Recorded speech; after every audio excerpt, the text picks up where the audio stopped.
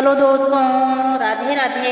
आज फिर मैं आप सबके बीच में एक बहुत ही सुंदर, बहुत ही प्यारा विवाह गीत लेकर आई हूँ। आप लोगों को सुनकर जैसा भी लगे कमेंट करके बताना और पसंद आए तो खूब ढेर सारा लाइक और शेयर करना।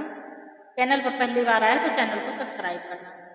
हमें माँ की डरिया पर बोले कोयलिया, कोयलर बोले बोले आने मोले हो। हमें माँ की डरिया पर बोले कोयलिया, कोयलर बोले बोले आने मोले हो। बाबा की बगिया से बोले दूल्हे राम, खोलाया माँ बाजार के वाणी हो। बाबा की बगिया से बोले दूल्हे रामा, खोलाया माँ बाजार के वाणी हो।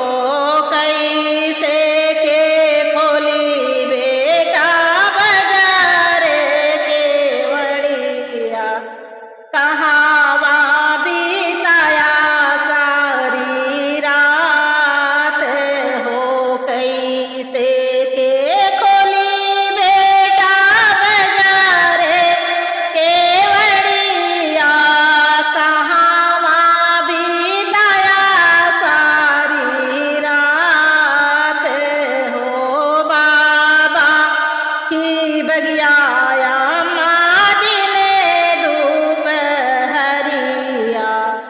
ससुर घरे भय भीने सारे हो। बाबा की बगिया दिने धूप हरिया, ससुर घरे भय भीने सारे हो। कैसे के चिन्हा बेटा कैसे के चिन्हा सागे सास हो। कैसे के चिन्हा बेटा सगे सारे हजिया, कैसे के चिन्हा सागे सास हो। कैसे के चिन्हा बेटा देखा देखी जियरा जुड़ाई हो। कैसे के चिन्हा बेटाया पाने रनिया, देखा देखी जियरा जुड़ाई हो। पंसा खेलते